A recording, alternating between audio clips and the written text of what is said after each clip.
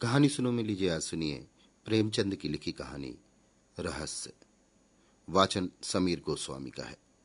विमल प्रकाश ने सेवाश्रम के द्वार पर पहुंचकर जेब से रूमाल निकाला और बालों पर पड़ी हुई गर्द साफ की। फिर उसी रूमाल से जूतों की गर्द झाड़ी और अंदर दाखिल हुआ। सुबह को वो रोज टहलने जाता है और लौटती बार सेवाश्रम की देखभाल भी कर लेता है। वो इस आश्रम का बानी भी है और संचालक भी। सेवाश्रम का काम शुरू हो गया था। अध्यापिकाएं लड़कियों को पढ़ा रही थी, माली फूलों की क्यारियों में पानी दे रहा था और एक दर्जे की लड़कियां हरी हरी घास पर दौड़ लगा रही थी। विमल को लड़कियों की सेहत का बड़ा ख्याल है। विमल एक क्षण वहीं खड़ा प्रसन्न मन से लड़कियों की बाल क्रीड़ा देखता रहा, फिर आकर दफ्तर में बैठ गया। क्लर्क ने कल की आई हुई डाक उसके सामने रख दी। विमल ने सारे पत्र एक एक करके खोले और सरसरी तौर पर पढ़कर रख दिए। उसके मुख पर चिंता और निराशा का धूमिल रंग दौड़ गया। उसने धन के लिए समाचार पत्रों में जो अपील निकाली थी उसका कोई असर नहीं हुआ। कैसे ये संस्था चलेगी? लोग क्या इतने अंधार हैं? वो तन मन से इस काम में लगा हुआ है। उसके पास जो कुछ था वो सब उसने इस आश्रम को भेंट कर दिया। अब लोग उससे और क्या चाहते हैं? क्या अब भी वो उनकी दया और विश्वास के योग्य नहीं है? वो इसी चिंता में डूबा हुआ उठा और घर पर आकर सोचने लगा, ये संकट कैसे टले? अभी साल का आधा भी नहीं गुजरा और आश्रम पर 12,000 का कर्ज हो गया। साल पूरा पूरा होते तो वो 20,000 तक पहुंचेगा। अगर वो लड़कियों की फीस 1-1 रुपया बढ़ा दे तो 500 रुपये की आमदनी बढ़ सकती है। हॉस्टल की फीस 2-2 रुपया बढ़ा दे तो 500 रुपये और आ सकते हैं। इस तरह वो आश्रम की आमदनी में 12,000 सालाना की बढ़ती कर सकता है। लेकिन फिर उसका वो आदर्श कहाँ रहेगा कि गरीबों की लड़कियों को नाम मात्र फीस लेकर ऊंची शिक्षा दी जाए। काश उसे अध्यापिकाओं की काफी तादाद मिल जाती जो केवल गुजारे पर काम करती। क्या इतने बड़े देश में ऐसी 10-20 पढ़ी लिखी देवियां भी नहीं हैं? उसने कई बार अखबारों में यह जरूरत छपवाई थी, मगर आज तक किसी ने जवाब न दिया। अब फीस बढ़ाने के सिवा उसके लिए और कौन सा रास्ता है? इसी वक्त उसके द्वार के सामने एक तांगा आकर रुका और एक महिला उतरकर बरामदे में आई। विमल ने कमरे से बाहर निकलकर उनका स्वागत किया और उन्हें अंदर ले जाकर कुर्सी पर बिठा दिया। देवी जी रूपवती तो न थीं, पर उनके मुख पर शिष्टता और कुलीनता की आभा जरूर थी। औसत कद, कोमल गाल, चंपई रंग, प्रसन्न मुख, खूब बनी सवरी हुई, मगर उस बनाव संवार में भी जैसे अभाव की झलक थी। विमल के लिए ये कोई नई बात न थी। जब से उसने सेवाश्रम खोला था, भले घरों की देवियां अक्सर उससे मिलने आती रहती थी। देवी जी ने कुर्सी पर बैठते हुए कहा, पहले अपना नाम बता दूं। मुझे मंजुला कहते हैं। मुझे कुछ दिन हुए लीडर में आपका नोटिस देखा था और उसी प्रयोजन से आपकी सेवा में आई हूं। यूं तो आपसे मिलने का शौक बहुत दिनों से था, पर कोई अवसर न निकाल पाती थी और बरबस आकर आपका कीमती समय नष्ट न करना चाहती थी। आपने जिस त्याग और तन्मयता से नारियों की सेवा की है, उसने आपके प्रति मेरे मन में इतनी श्रद्धा पैदा कर दी है कि मैं उसे प्रकट करूं तो शायद आप खुशामद समझें। मेरे मन में भी इसी तरह की सेवा की इच्छा बहुत दिनों से है, पर जितना सोचती हूं उतना कर नहीं सकती। आपके प्रोत्साहन से संभव है मैं भी कुछ कर सकूं। विमल मौन सेवकों में था। अपनी प्रशंसा उसके लिए सबसे कठिन परीक्षा थी। उसकी ठीक वही दशा हो जाती थी जैसे कोई पानी में डुबकियां खा रहा हो। वो खुद किसी के मुंह पर उसकी तारीफ ना करता था, इसलिए तारीफ के भूखे उसे तंग दिल समझते थे। वो पीठ के पीछे तारीफ करता था। हाँ, बुराइयां वो मुंह पर करता था और दूसरों से भी यही आशा रखता था। उसने अपना उखड़ा हुआ पांव जमाते हुए कहा, यह तो बहुत अच्छी बात होगी, आप शौक से आए। सेवाश्रम की आर्थिक दशा तो आपको मालूम होगी। मैं इस इरादे से यहां नहीं आई हूं। ये मैं पहले ही समझ गया था, मेरी ये आशा न थी, यूं ही कह दिया। अच्छा, आपका मकान यहीं है? मंजुला देवी का घर लखनऊ में है। जालंधर के कन्या विद्यालय में शिक्षा पाई है। अंग्रेजी में अच्छी लियाकत है। घर के काम धंधे में भी कुशल है और सबसे बड़ी बात यह है कि उनके हृदय में सेवा का उत्साह है। अगर ऐसी स्त्री सेवाश्रम का भार अपने ऊपर ले ले तो क्या कहना। मगर विमल के मन में एक प्रश्न उठा। पूछा, आपके पति भी आपके साथ रहेंगे? साधारण सा सवाल था, मगर मंजुला को नागवार लगा।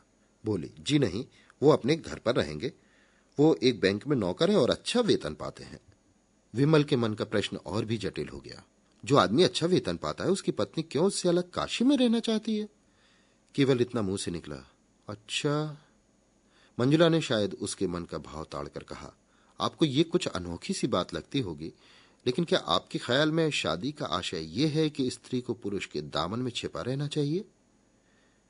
विमल ने जोश के साथ कहा, हरगिज नहीं। जब मैं अपनी जरूरतों को घटाकर सिफर तक पहुंच सकती हूं तो किसी पर भार क्यों बनूं? बेशक हम दोनों में मतभेद हैं और उसके अनेक कारण हैं। मैं भक्ति और पूजा को मानव जीवन का सत्य समझती हूं, वो इसे लचर समझते हैं। यहां तक कि ईश्वर में भी उनका विश्वास नहीं। मैं हिंदू संस्कृति को सबसे ऊंचा समझती हूं, उन्हें हमारी संस्कृति में ऐब ही ऐब नजर आते हैं।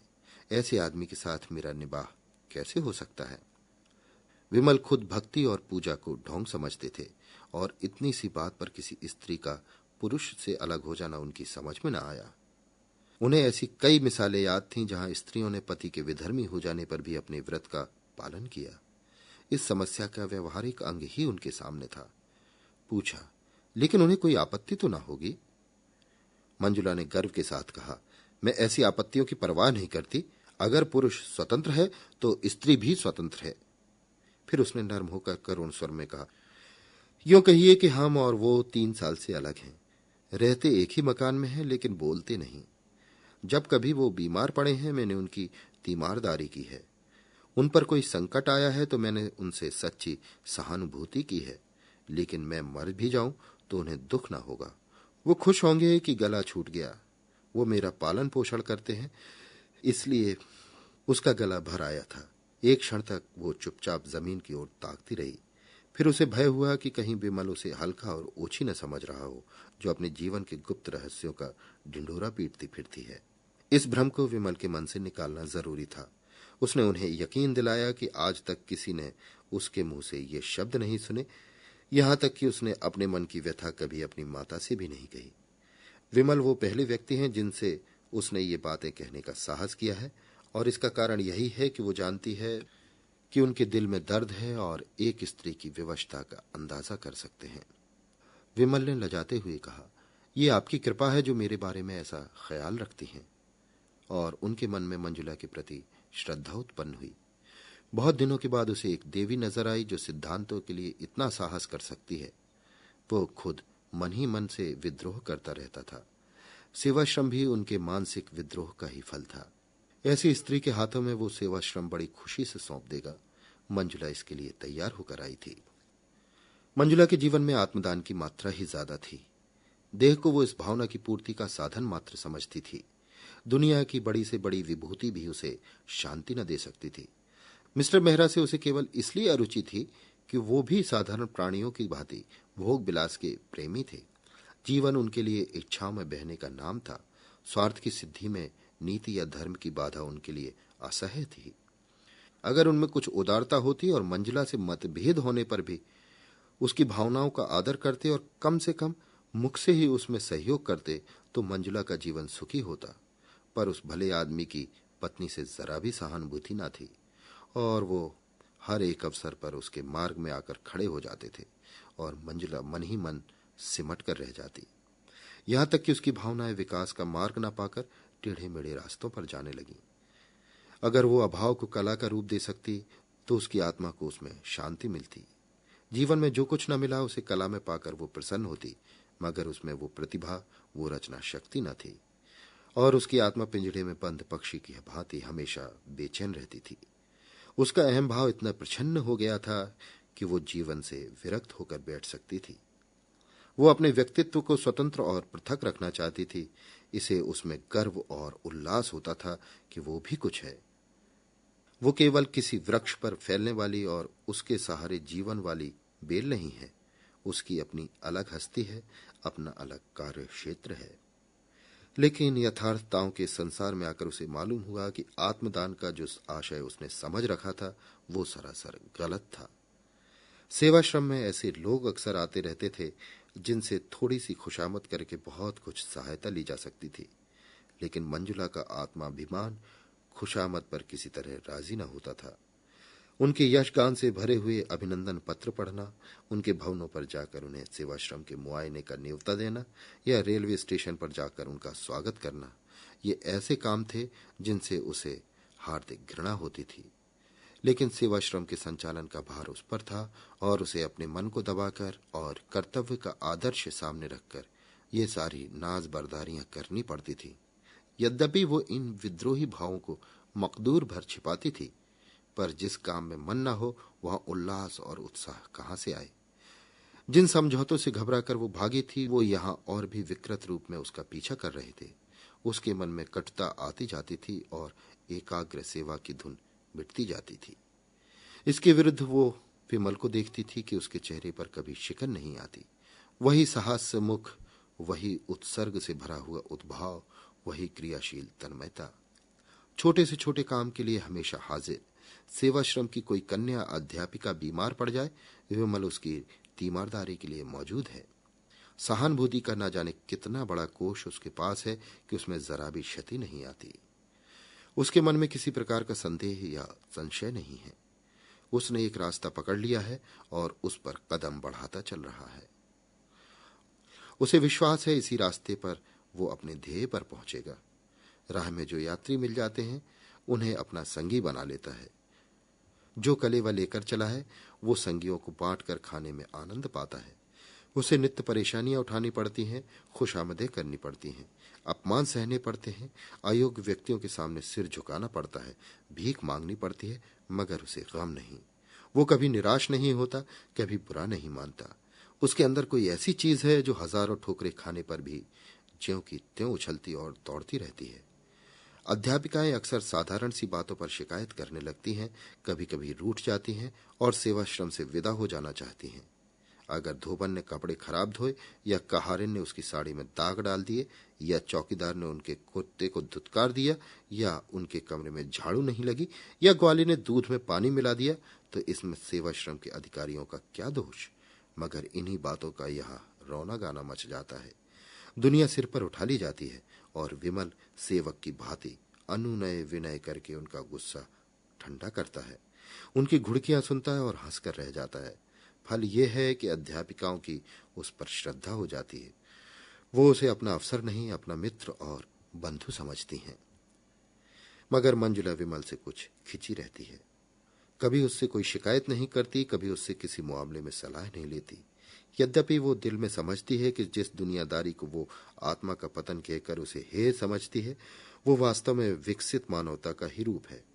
फिर भी अपने सिद्धांत प्रेम के अभिमान को तोड़ डालना उसके लिए कठिन है, और इस अभिमान के होते हुए भी विमल की विशुद्ध निस्वार्थ व्यावहारिकता उसे जबरदस्ती अपनी ओर खींचती है। उसने साधारण मनुष्यों के विषय में अनुभव से मन में जो सीमाएं खींच ली थी, विमल उनसे ऊपर था। उसमें स्वार्थ का लेश भी नहीं है। अभिमान उसे छू भी नहीं गया। उसके त्याग की कोई सीमा नहीं। मंजुला के आध्यात्मिक जीवन में मनुष्य का यही सबसे ऊंचा आदर्श था, लेकिन विमल को उस आदर्श के समीप देखकर उसे एक प्रकार का हार का बोध होता था। आदर्श का महत्व इसी में है कि वो पहुंच के बाहर हो। अगर वो साध्य हो जाए तो आदर्श ही क्यों रहे।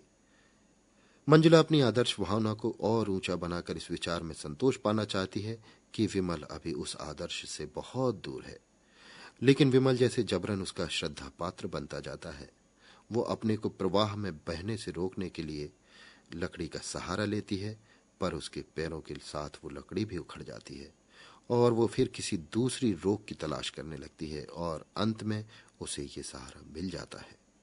उसने अपनी तीव्र दृष्टि में देख लिया है कि विमल उसकी कारगुजारियों से संतुष्ट नहीं है। फिर वो उससे शिकायत क्यों नहीं करता, उससे जवाब क्यों नहीं मांगता।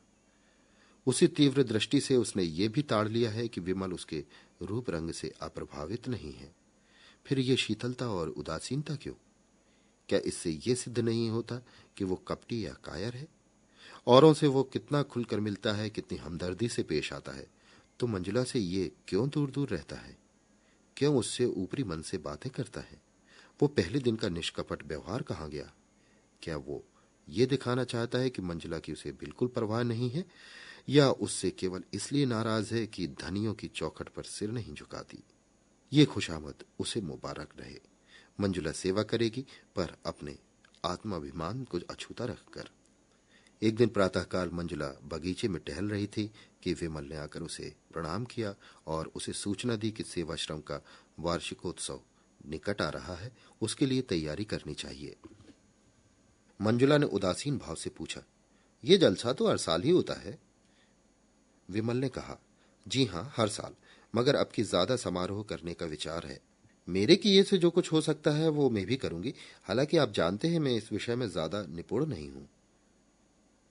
इसकी सफलता का सारा भार आप ही के ऊपर है। मेरे ऊपर?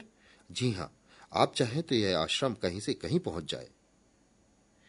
मेरे विषय में आपका अनुमान गलत है। विमल ने विश्वास से भरे हुए स्वर में कहा, मेरा अनुमान गलत है या आपका गलत है, ये तो जल्द ही मालूम हुआ जाता है। आज ये पहली प्रेरणा थी जो विमल ने मंजुला से की। जिस दिन से उसने सेवाश्रम उसके हाथ में सौंपा था, उस दिन से कभी इस विषय में कोई आदेश न दिया था। उसे कभी इसका साहस न हुआ। मुलाकातों में इधर उधर की बातें होकर रह जाती। शायद विमल समझता था कि मंजुला ने जो त्याग किया है वो काफी से ज्यादा है और उस पर अब और बोझ डालना जुल्म होगा। या शायद वो देख रहा है कि मंजुला का मन इस संस्था में रम जाए तो वो कुछ कहे। आज जो उसने विनय और आग्रह से भरा हुआ ये आदेश दिया तो मंजुला में एक नई स्फूर्ति दौड़ गई। सेवाश्रम में ऐसा निजत्व उसे कभी न हुआ था। विमल से उसे जो दुर्भावनाएं थी सब जैसे काई की तरह फट गई और वो पूर्ण तन्मयता के साथ तैयारियों में लग गई। अब तक वो क्यों आश्रम से इतनी उदासीन थी, इस पर उसे आश्चर्य होने लगा। एक सप्ताह तक दिन रात मेहमानों के आदर सत्कार में व्यस्त रही। खाने तक की फुर्सत न मिलती।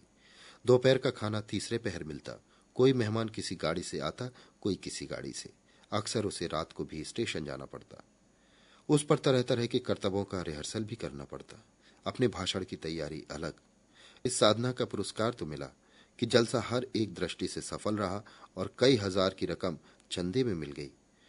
मगर जिस दिन मेहमान रुखसत हुए उसी दिन मंजुला को नए मेहमान का स्वागत करना पड़ा, जिसने 3 दिन तक उसे सिर न उठाने दिया। ऐसा बुखार उसे कभी ना आया था। 3 ही दिन में ऐसी हो गई जैसे बरसों की बीमार हो। विमल भी दौड़ धूप में लगा हुआ था। पहले तो कई दिन पंडाल बनवाने और मेहमानों की दावत का इंतजाम करने में लगा रहा। जलसा खत्म हो जाने पर जहां जहां से जो सामान आए थे उन्हें सहेज सहेज कर लौटाने की पड़ गई। मंजुला को धन्यवाद देने भी ना आ सका। किसी ने कहा जरूर कि देवी जी बीमार हैं, मगर उसने समझाया थकान से कुछ हरारत हुई होगी। ज्यादा परवाह न की। लेकिन चौथे दिन खबर मिली कि बुखार अभी तक नहीं उतरा और बड़े जोर का है, तो बदहवास दौड़ा हुआ आया और अपराधी भाव से उसके सामने खड़े होकर बोला, अब कैसी तबीयत है? आपने मुझे बुला क्यों न लिया? मंजुला को ऐसा जान पड़ा कि एकाएक बुखार हल्का हो गया है। सिर का दर्द भी कुछ शांत होता हुआ जान पड़ा।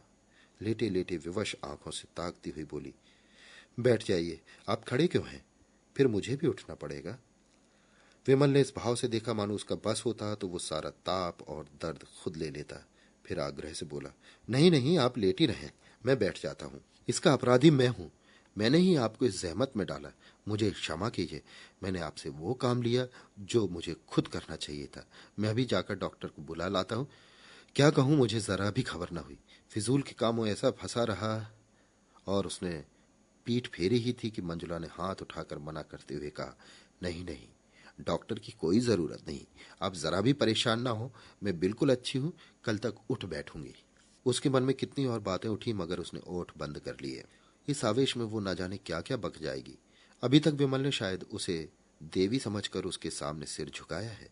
उससे दूर अवश्य रहा है, मगर इसलिए नहीं कि वो समीप आना नहीं चाहता, बल्कि इसलिए कि अपनी सरलता में, अपनी साधना में उसके समीप आने में झिझकता है कि कहीं देवी को नागवार न गुजरे। विमल ने अपने मन में जिस ऊंचे आसन पर बैठा दिया है उससे नीचे वो ना आएगी।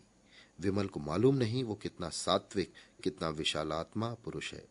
ऐसे आदमी की स्मृति में हमेशा के लिए एक आकाश में उड़ने वाली निष्कलंक, निष्कपट सती की धुंधली छाया छोड़ जाना कितना मोह है। उसने विनोद भाव से कहा, हाँ क्यों नहीं, क्योंकि आप तो मनुष्य हैं और मैं काठ की पुतली। नहीं, आप देवी हैं। नहीं, एक नादान औरत। आपने जो कुछ कर दिखाया वो मैं 100 जन्म लेकर भी ना कर सकता था। उसका कारण भी आपने सोचा? ये स्त्री की विजय नहीं, उसकी हार है। अगर इन दोषों के साथ मैं स्त्री न होकर पुरुष होती तो शायद इसकी चौथाई सफलता भी न मिलती। ये मेरी जीत नहीं, मेरी नारित्व की जीत है। रूप तो असार वस्तु है जिसकी कोई हकीकत नहीं। वो धोखा है, फरेब है, दुर्बलताओं को छुपाने का पर्दा मात्र। विमल ने आवेश में कहा, ये आप क्या कहती हैं मंजुला देवी? रूप संसार का सबसे बड़ा सत्य है। रूप को भयंकर समझकर हमारे महात्माओं और पंडितों ने दुनिया के साथ घोर अन्याय किया है। मंजुला की सुंदर छवि गर्व के प्रकाश में चमक उठी। रूप को असत्य समझने के प्रयास में सदैव असफल रही थी और अपनी निष्ठा और भक्ति से मानो अपने रूप का प्रायश्चित कर रही थी। उसी रूप के समर्थन ने एक क्षण के लिए उसे मुग्ध कर दिया, मगर वो संभल कर बोली, आप धोखे में हैं विमल बाबू। मुझे क्षमा कीजिएगा, मगर ये रूप की उपासना आप में कोई नई बात नहीं है। मर्दों ने हमेशा रूप की उपासना की है। थोड़े से पंडित या महात्माओं ने चाहे रूप की निंदा की हो, पर मर्दों ने प्रायः रूप आसक्ति का ही प्रमाण दिया है। यहाँ तक कि रूप के लिए धर्म की परवाह नहीं की, और उन पंडित और महात्माओं ने भी जबान या कलम से चाहे रूप के विरुद्ध विष उगला हो, लेकिन अंतःकरण में वे भी उसकी पूजा करते हैं। जब कभी रूप ने उनकी परीक्षा की है, उनकी तपस्या पर विजय पाई है। फिर भी जो असत्य है वो असत्य ही रहेगा। रूप का आकर्षण केवल बाहरी आंखों के लिए है, ज्ञानियों की निगाह में उसका कोई मूल्य नहीं। कम से कम आपके मुख से मैं रूप का बखान नहीं सुनना चाहती, क्योंकि मैं आपको देवतुल्य समझती हूँ और दिल से आप पर श्रद्धा रखती हूँ। विमल विक्षिप्त सा जमीन की ओर ताकता रहा और बराबर ताकता ही चला गया, जैसे वो मूर्छावस्था में हो। फिर चौंक कर उठा और अपराधियों की भांति सिर झुकाए संदिग्ध भाव से कदम उठाता हुआ कमरे से निकल गया, और मंजुला निश्चिंत बैठी रही। उस दिन से एकाएक विमल का सारा उत्साह और कर्मण्यता जैसे ठंडी पड़ गई, जैसे उसमें अब अपना मुंह दिखाने की हिम्मत नहीं है। मानो इस रहस्य का पर्दा खुल गया है और चारों तरफ उसकी हंसी उड़ रही है। वो अब सेवाश्रम में बहुत कम आता है, और आता भी है तो अध्यापिकाओं से कुछ बातचीत नहीं करता। सबसे जैसे मुंह चुराता फिरता है। मंजुला को मिलने का कोई अवसर नहीं देता, और जब मंजुला हार कर उसके घर जाती है तो कहला देता है घर में नहीं है, हालांकि वो घर में छिपा बैठा रहता है। और मंजुला उसके मनोरहस्य को समझने में असमर्थ है। विमल ने अपनी साधना और सद्भाव से उसे अपनी ओर आकर्षित कर लिया है, इसमें संदेह नहीं। वो एक नारी की गहरी अंतर्दृष्टि से देख रही है कि विमल भी उसका उपासक बन बैठा है, और जरा प्रोत्साहन पाने पर अपने को उसके चरणों पर डाल देगा। उसने बरसों से जो जिंदगी बसर की है, उसमें प्रेम नहीं है। सेवा और कर्तव्य का दामन पकड़कर भी उसे अपनी अपूर्णता का ज्ञान होता रहता है। जिस पुरुष में उसका प्रेम नहीं है, न विश्वास है, उसके प्रति वो किसी तरह का नैतिक या धार्मिक बंधन नहीं स्वीकार करती। वो अपने को स्वच्छंद समझती है, चाहे समाज उसकी स्वच्छंदता ना माने, पर उसकी आत्मा इस विषय में अपने को आजाद समझती है। मगर विमल की नजरों में आदर और भक्ति पाने का मोह इतना प्रबल है कि वो उस स्वच्छंदता की भावना को सिर नहीं उठाने देती। वो विमल से संसर्ग की घनिष्ठता तो चाहती है, पर अपने आत्माभिमान की रक्षा करते हुए। इसके साथ ही विमल के पवित्र और निर्मल जीवन में वो दाग नहीं लगाना चाहती। उसने सोचा था विमल को दवा का हल्का सा घूंट पिलाकर वो स्वस्थ कर देगी। वो स्वस्थ होकर उसके मनोद्यान में आएगा, फूलों को देखकर प्रसन्न होगा, हरी हरी धूप पर लेटेगा, पक्षियों का गाना सुनेगा। उससे वो इतना ही संसर्ग चाहती थी। दीपक के प्रकाश का आनंद तो दीपक से दूर रहकर ही लिया जा सकता है। उसे स्पर्श करके तो वो अपने को जला सकता है। मगर अब उसे मालूम हुआ कि दवा का वो घूंट बाधा को हरने के बदले एक दूसरा रोग पैदा कर गई। विमल में निर्लेप होकर रहने की शक्ति न थी। वो जिस चीज की ओर झुकता था, तन मन से उसी का हो जाता था, और जब खींचता था मानो नाता ही तोड़ लेता था। उसके इस नए व्यवहार को मंजुला अपना अपमान समझती है, और मन यहां से उचाट होता जाता है। आखिर एक दिन उसने विमल को पकड़ ही लिया था। मंजुला जानती थी विमल रोज दरिया किनारे सैर करने जाता है।